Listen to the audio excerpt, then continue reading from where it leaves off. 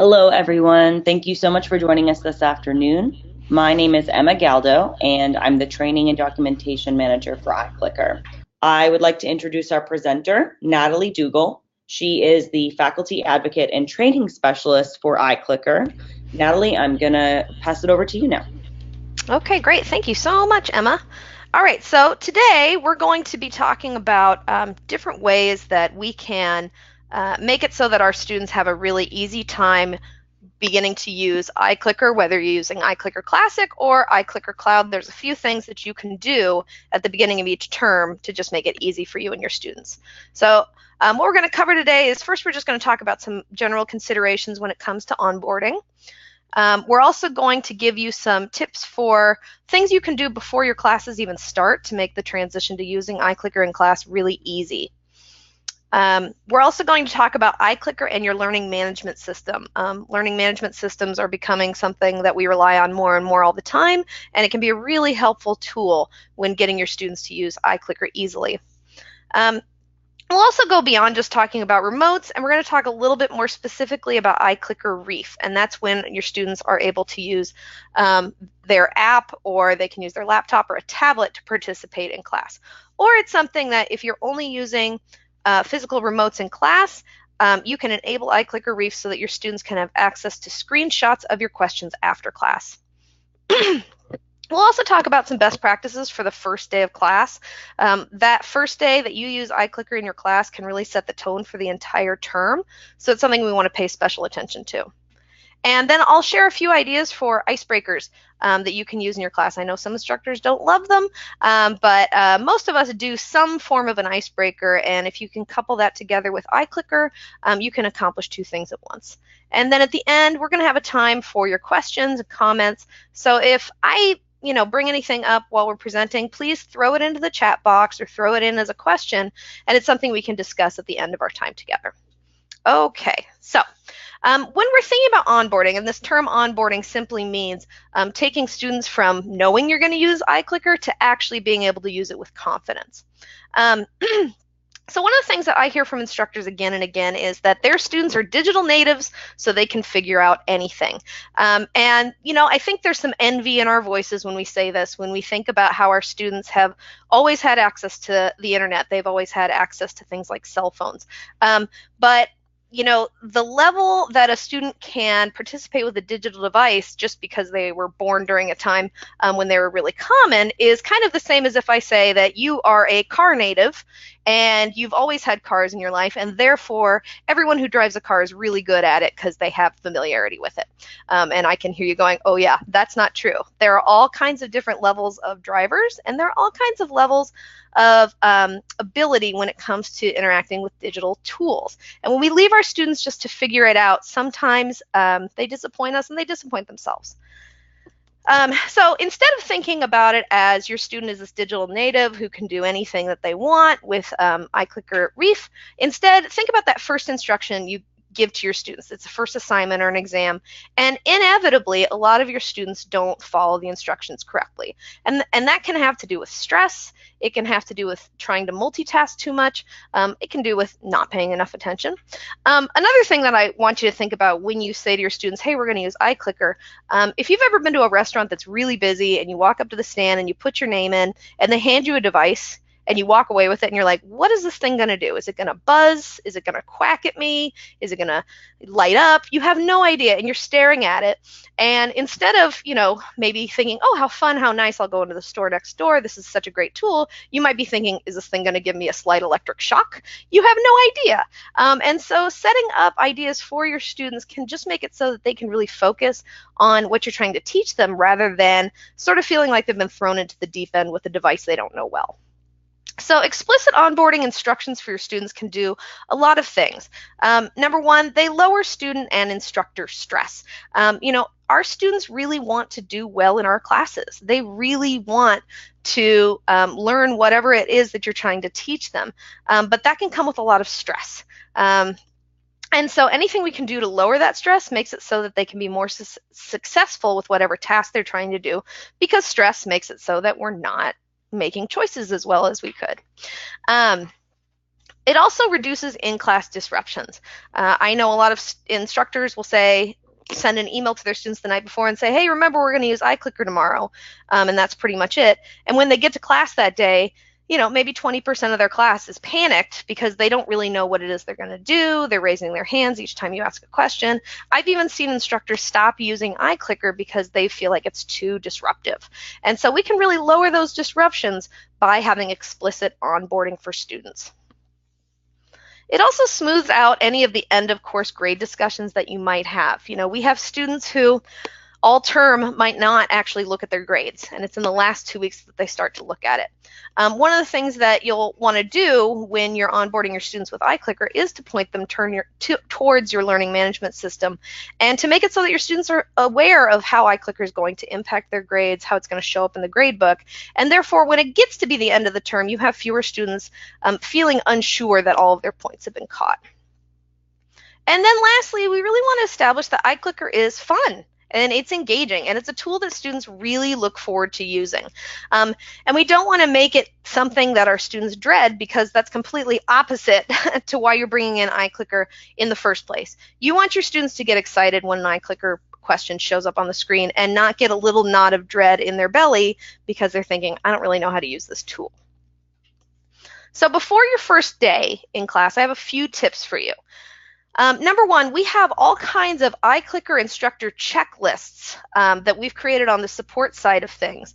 And these checklists will guide you through whatever situation that you have decided to use for your class. If you're using iClicker Classic, if you're using iClicker Cloud, if you're using iClicker Classic and you're doing manual uploads and downloads of your grade, if you're using iClicker Cloud and you're using a grade integration, whatever it is that you want to do, we have a checklist there for you to use as a guide. And even if this is maybe your 10th year using iClicker in your class, I really do recommend checking that checklist at the beginning of each term, because who knows, maybe we introduced a new product feature. Maybe a process for grading a question has changed slightly and it's more efficient. Just going through that checklist can make sure that you are also really aware of any product changes that potentially have happened.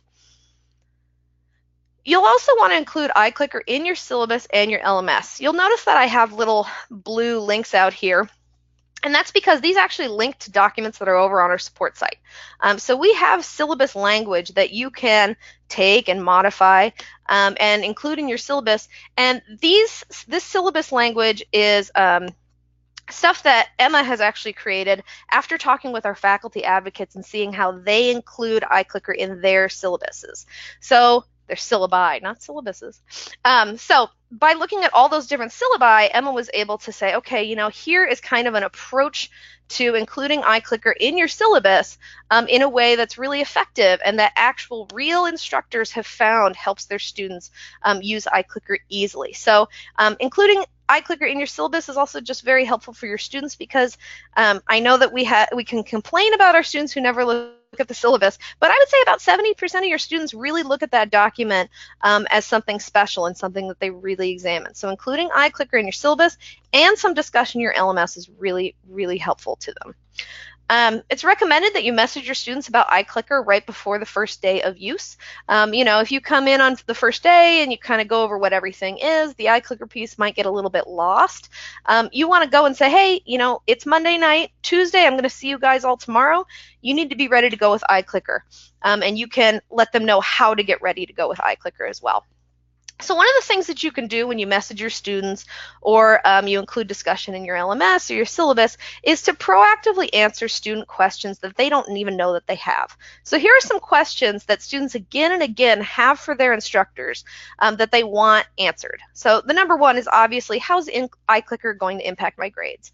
But they also want to know how often you're going to use iClicker. And it's recommended as a best practice that you keep iClicker as about 5% of your total grade. Again, that's because iClicker is a tool for engagement. It's not really intended to be a formal assessment tool. It's more, you want to make students feel like if they get a few answers wrong, that it's not going to kill their grade. And it also disincentivizes any kind of cheating. If it's 5% and you're running an iClicker session every single class period, students who want to game the system are not going to be able to keep up with that, and the prize at the end is not enough. Now, some instructors don't include any grades with their iClicker activity, and what happens then is that your students who are kind of the lowest achievers and the ones who really need iClicker the most, they're going to skip it. And so you do want to have some grade incentive for your students. And as you think about how often you use iClicker, try and use it at least once a week, asking 3 to 5 questions per session. When you use it less than that, students get really frustrated because they love it, and they really do find it effective, and they do feel like their attention resets. And so when it's used less than that, they can be a little bit resentful because it's like, there's this cool tool, but it's not getting used. You'll also want to tell your students which devices they are allowed to use. As an instructor, you can decide that you really like the classic interface, but you don't like the classic remotes. And so you can tell your students, listen, I'm using iClicker Classic, but everybody's going to participate using a cell phone, or they're going to use their laptop. Conversely, someone might really love iClicker Cloud, but they find cell phones and laptops to be distracting in class, so they can say to their students, hey, we're going to use iClicker Reef, but you need to go out and buy an iClicker 2 remote. So be really clear about that, because students are often trying to find the most frugal way to get their iClicker subscriptions or remotes, and so you just want to be clear about what they can use. You also want to be clear whether or not they need to purchase an iClicker subscription. Your campus may have a site license, and so you really don't want students to buy a subscription because the school has already paid for it. Or there may be a less expensive option through your bookstore as well. So really make sure that your students know where they can get the best deal. And a lot of students have no idea how to join your classroom's Wi-Fi. You have students who will go their entire college career without actually joining any campus Wi-Fi. They just use the cell service on their phone. And that's all well and good until you're teaching class in a basement classroom with cinder block walls where nothing will reach. So you want to make sure that you've explicitly told students, hey, you need to join this Wi-Fi network when you're in my class, because some students will have never done that before. And then lastly, this is the million-dollar question, why are you using iClicker in the first place? So I get to talk to both faculty and students about iClicker, and one of the things that I hear from students about iClicker is, this is really dumb, why are you wasting time in this class with games? And they just see it as a distraction, the equivalent to putting on a video when you don't feel like teaching. Or they think, I don't care what my classmates have to say about this topic. I just want to know what the professor has to say. Being really explicit with your students and saying, hey, I've been teaching for 10 years. The first 5 years I didn't use iClicker. Ever since I started using iClicker, my students' achievement has gone up 25%. And really telling them, hey, this is a learning tool. This isn't just something to kind of fill the time, really can help students to take it more seriously. And if they're taking it as a learning tool more seriously, they're going to be a little bit more careful in their onboarding. So you want to be thinking about iClicker in your LMS before classes start. And something that I really highly recommend is to include an iClicker section in your LMS with self-serve support items. So if you build this, if you bake it into your LMS, it makes it so that students aren't coming to you for technical support. I always like to say, bringing new tech into your classroom should not give you a new tech support job. That's what we're here for. So we have a lot of self-serve support items that you can link out to in your LMS. Just like we have checklists for instructors, we have checklists for students that you can pass on to them and say, hey, before you come to class on Monday, go through this checklist and set up your account. We also have this document for troubleshooting your connection to Reef. Again, if you're in that basement, cinder block, walled classroom, you're going to really want to make sure that your students know how to maybe put their phone into airplane mode so that they can have a better connection to Reef. And then if you're using attendance with geolocation, we also have tips for students to make sure that their GPS is working correctly. I don't know about you, but when an app asks me for permission to know my location, I very quickly say no, even when it's, for example, a map. And then you have to go back in and fix it. So if your students are like me, we do have all kinds of resources that they can use to go and make it so that their app functions the way it was designed. We also have a ton of videos that you can embed directly into your LMS. Students love videos. They're a great support item, and it makes it really easy for them to get the right information as well, because if it's all filtering through you, that's just a lot of stress, it's a lot of headache, and we would rather do that work for you. And then lastly, I would include some links to campus-specific resources. If you go on your campus's website and you just search for the word Wi-Fi, I can almost guarantee you there's going to be an information page about Wi-Fi on your campus. There also might be places on campus where, let's say your student drops their smartphone into a lake and they don't have time to get a new one before your class. There might be a place on campus where they could check out an iPad for a couple of hours. And so having that information in there really sets our students up for success. It lowers stress, and it also lowers the lift on you to have to kind of solve these issues for your students. If you are bringing iClicker into your LMS into a more formal way with one of our integrations, I recommend that you start your students with iClicker in your LMS. And this is really important because it just simplifies the process in a couple of ways. With iClicker Cloud, if you start students with iClicker from your LMS, first of all, your students have to click the iClicker link in your LMS and then sign into iClicker Reef to make it so that the iClicker gradebook and your LMS's gradebook can talk to one another. And this is a way that we are really careful about keeping student data private and making sure that we don't have any breaches. We have students actually go in and essentially authorize these two programs to talk to one another. So this is a really important part of getting your students to have their grades from iClicker Cloud come into your LMS without a lot of fuss. The second thing that it does if you start in your LMS with onboarding your students with iClicker is once they've done that process of clicking the iClicker link and signing into iClicker Reef, it will put your course into their iClicker account. And that makes it so you don't have to do the secondary instruction of how to find your course, what you've named it, all that stuff. So for your students, if they're wondering too, hey, did I do this correctly? She told me I had to click this link and I signed in, but I can't figure it out whether it really worked. All they need to do is go into their list of courses, and if they see your course listed there, they know they did it correctly. So it's a nice confirmation for the student as well. If you're using iClicker Classic, the student really needs to register their remote in your LMS. And this makes it so that you don't just have an iClicker remote number floating around in your iClicker. You're going to know that's Jane Smith's remote, and this is Jane Smith's grades.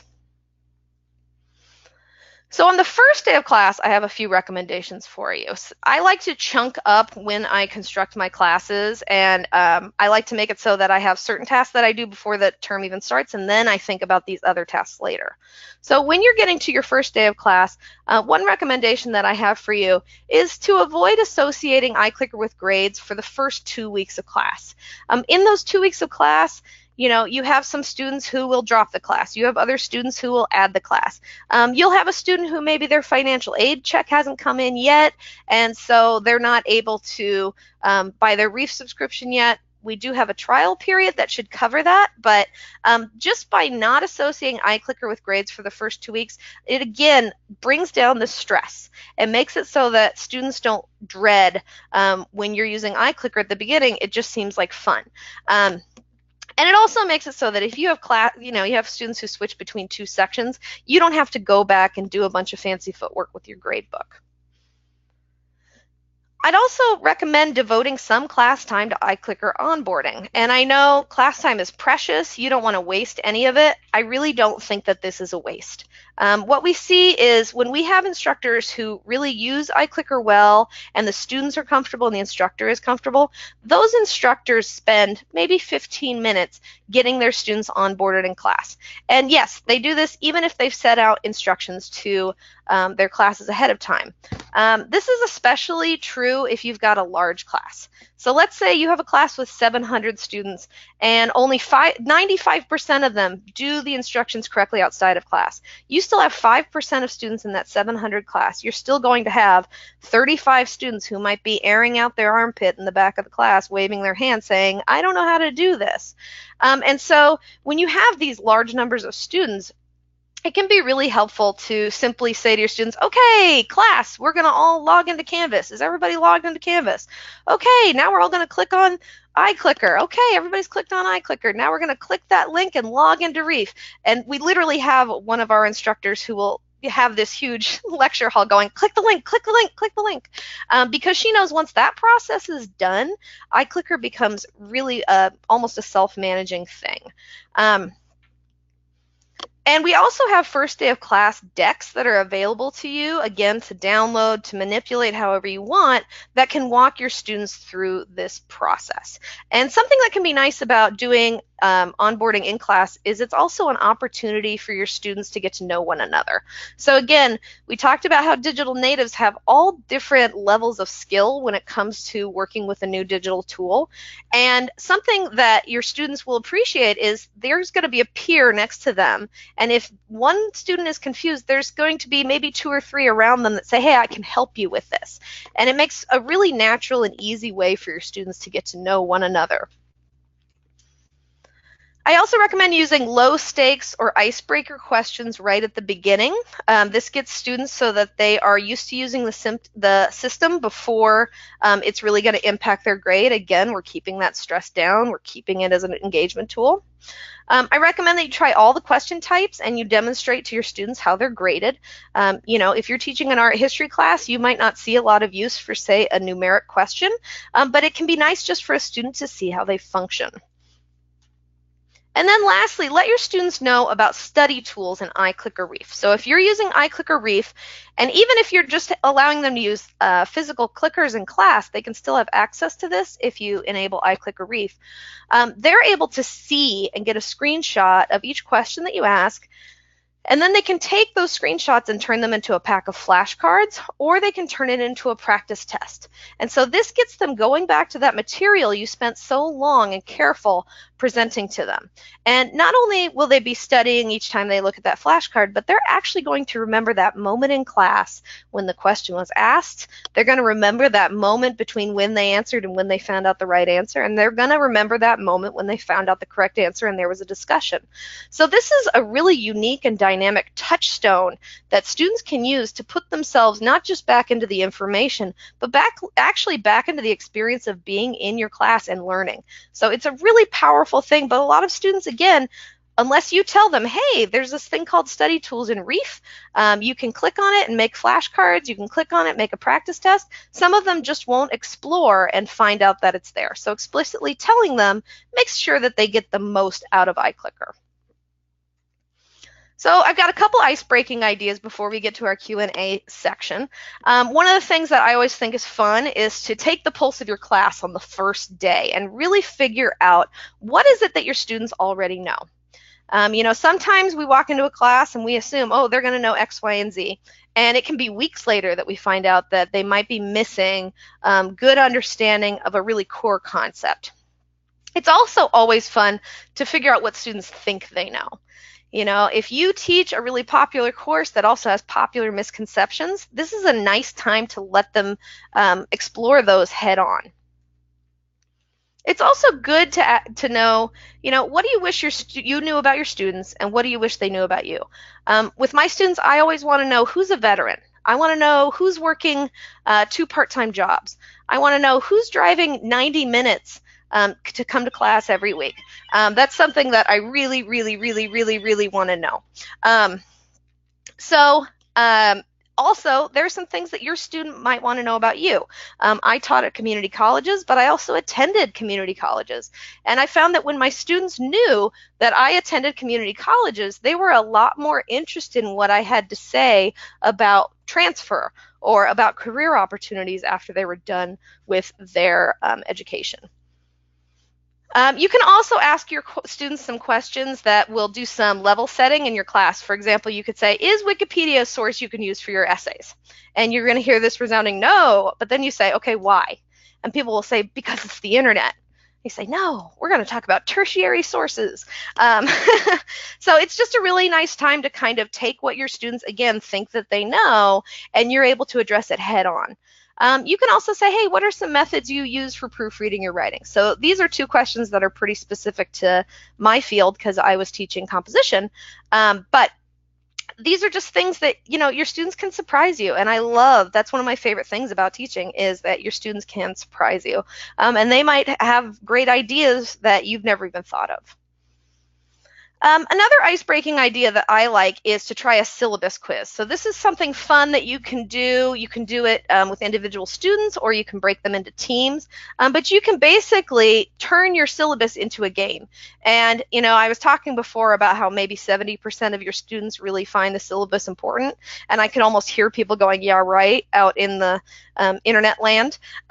This makes it so that you're really shining a spotlight on your syllabus, and now you're asking them questions about it, like, when is your first assignment due? And you can even use the countdown clock and say, okay, you got 30 seconds to answer this one. You can open up your syllabus and try and find it, but you better be really fast. You could ask them things like, is there extra credit in this course? My students would ask for extra credit, and I'd say, well, if you don't go to work, you can't show up at your boss's house and offer to wash your car. I was not a fan of extra credit, but you might be, so it's nice to say it at the beginning. Or you might say, hey, what percentage of the final exam how much is that worth to your final grade? And again, these are all questions that you're now shining a spotlight on, and you're giving your student a record of these questions in their iClicker Reef account, and they're going to remember. So if you have gems buried in your syllabus, this is a great time to shine a light on those gems. The last idea that I have for you all is giving a campus orientation that's unique to your course using targeted questions. So target questions are unique to iClicker Reef. Your student needs to get a screenshot of whatever you're asking, and then they put a dot wherever they believe the correct answer is. So this is a really great way to have students identify places on campus that are really important to them. So for example, your office. Wouldn't you love it if more students came to office hours? A big barrier to that is they don't know the physical location of it. And again, each time you ask this question, it's going to send your student a screenshot, and it's one that they can access later. So on day one, they might not care where your office is at all. But it might be, the week before finals, they're concerned about their grades, they want to talk to you. They can go into their iClicker account and see exactly where your campus, where your office is on campus. You might want to point them towards tutoring services. You might want to point them to a place where they can, again, borrow a device. That's something that's more common on campuses than a lot of instructors realize. So that may be something that you search for on your campus's website after we end our time together. And then lastly, a place they can go in a crisis. Our students a lot of times are carrying very heavy burdens, or they're about to carry a heavy burden, but they're not aware that it's coming. So, it might be the first week of class and they're feeling fine, but they get 8 weeks in and they've got terrible homesickness, and they got broken up with, and their financial aid didn't come through, and they're getting D's in 2 classes, and they just feel like they should give up. If you've already explicitly told them, hey, if you're in crisis, here's where you go, that's going to go a long way towards making sure that your students learn to rest and not quit, and they know that, hey, there are resources here for you. The reason a college education is valuable is not because it is easy, it is because it is difficult. And so, letting them know where they can tap into resources is really important. Okay, well, I've been talking on and on, so I'm interested in hearing what you all have to say. So any questions, comments, please throw them in the chat. Thank you, Natalie. I do have a couple questions so far. The first would be, we were talking earlier about GradeSync and with a learning management system, and how we recommend, letting students know that process needs to occur, maybe in the syllabus before classes start, but also maybe in that first class itself. So how do I know if students have done that process correctly, if they've registered correctly in Blackboard or Canvas, if an integration is in place? Okay, that's a great question. So for your student on their end, the way that they know that they've done it correctly is your class will appear in their iClicker Reef account, and they will see it there and then go, phew, I'm ready to go. For you as the instructor, after you sync grades for the first time, so you have to have some data to go back and forth, but once you sync your grades on that first time that you have a graded element to go back and forth, you can then go into iClicker and you can look at your roster. And for students who've completed the sync process correctly, there will be a green dot next to their name. And for any student who has not correctly done it, there will be a yellow triangle. And something that I really love is every time that you sync grades, those yellow triangle students, the students who have not correctly set up their account, will get an email from iClicker that says, hey, you need to go in your LMS and click this link and log in. So they're being pestered nicely, but they're being pestered to go and complete the process. And something else that's really nice to know is, let's say you have a student who just drags their feet, and it's the day before your final exam. If they go in and complete that process, they're not going to lose any grades. All those grades are going to come flooding in. They just need to complete it before a certain time in the term. And I have had instructors who put in their syllabus, students who do not complete the linking process may not get any iClicker points, and that tends to promote the seriousness of them needing to do this, and tends to get compliance up. Lights a fire under their seat for sure. Yep. All right, so speaking of grade sync and points, there's another question about, is there a way to test if everything is in place correctly before we're actually running sessions? So like it depends what you're trying to test. If you're trying to test whether or not your class is available to students, these are things that you can look at on the back end. So for example, you set up your class, you have everything set up in the LMS, and it's still 2 weeks before the term starts, so you don't have any students on your roster. You can still go into iClicker Reef and say, search for your class yourself and see if you can find it and see if it appears. You can also run a test class if you want, just for yourself to see how it functions. And then with your students, you can, again, do the instructions ahead of time to ask them to add your course, and you should start seeing your iClicker roster sort of filling up, and that will let you know, okay, this is correctly done, my students are starting to add this class. And then again, that's one of the things that's really valuable about spending a little bit of class time onboarding your students, because let's say that you have students who, for whatever reason, didn't take care of the process. You're still having a little class time to let them catch back up, and then you can see that they're doing it correctly. Does that make sense? Do you have anything to add, Emma? I think so. I think that makes sense. Thank you, Natalie. Another question has come in. What information can I share with students so they know to add my course? Or like, I think what that means is that they're adding the correct course. That they're adding the correct course. So one of the things that I like to do with my students is, first of all, when you set up your course, there are some essential fields. For example, you have to say what the name of your class is. But then there are a bunch of fields that we've marked as optional. For example, you can put in what days and times your class meets at. The more optional information you can put in there, the easier it is for your students to feel assured that they have found the correct class. So I really do recommend filling out all the optional information as much as possible. And then what you can do as an instructor is you can take your login credentials from iClicker Cloud as an instructor, and you can always log in as a student using those same credentials. You don't need to make an account for yourself.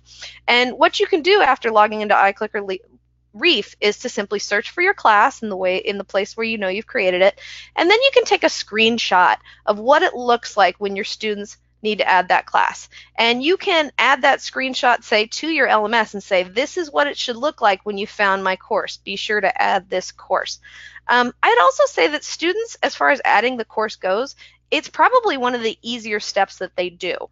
I haven't had a lot of students who said, I just can't find my instructor's course. That doesn't tend to be something that a lot of students have trouble with, and I think it is because a lot of our instructors are being more specific about this onboarding. And then, of course, we also have a lot of support items for your students that you can pass along to them. Really explicit instructions on how to set up their account, really explicit instructions about how to find your course. So using those instructions coupled with a few screenshots of what it looks like for your specific class can go a long way. And I'd also like to add, we have most of the student articles for getting their account set up and finding your course and stuff like that. We have videos that can walk them through that process too, just quick little videos. Final question that I'm seeing right now, what is it possible for students to use iClicker remotes and Reef, or do they have to choose one or the other? Students can use their remote and they can use iClicker Reef. So if you're an instructor and you want students to be able to use iClicker remotes in your class, one thing that you need to do is you need to have an iClicker base to receive the votes from those voting devices, from their remotes. And so you need to have that device and you have to plug it in.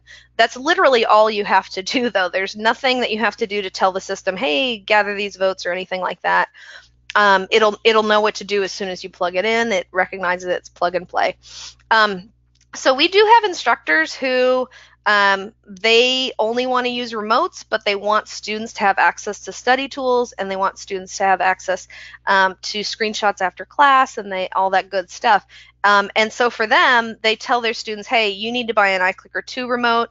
We're going to use only remotes in class, but you can access everything we've done in class later. So you can go 100% remotes and you can use iClicker Cloud, or you can say to your students, hey, if you've already got a remote, go ahead and use your remote.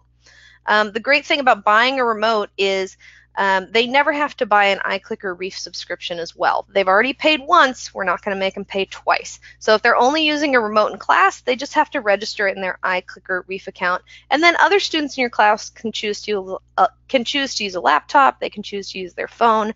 The only thing that you really want to consider is you'll be a little limited on what kinds of questions that you can ask. So if you have students who are using remotes, you're not going to be able to ask those students target questions. Or you might not want to ask as many short answer questions simply because they have fewer letters to work with if they're using the remote. So there's some limitations, but really we've tried to keep it as simple as possible because every instructor we've met has a unique setup and has a unique approach to how they want to use this technology in class. So it's super flexible. You can go all remotes, you can go all laptops, you can go a mix of remotes and laptops and cell phones. It's really up to you, and it's also up to what your classroom itself can support, because we always want to think about how well the Wi-Fi works in the classroom, just to make sure that won't be a frustration. Yes, and I'd also like to add, there are occasions where a student has a Reef account and an iClicker remote, and that way they have a backup. It will always track the answer that was last submitted by the student regardless of the device, as long as they have correctly registered their iClicker remote into their Reef account. Yep. I'm not seeing any other questions right now. I do have someone who said, I don't have any questions, but let me say this presentation was very helpful. So thank you so much, Natalie, for sharing your insights.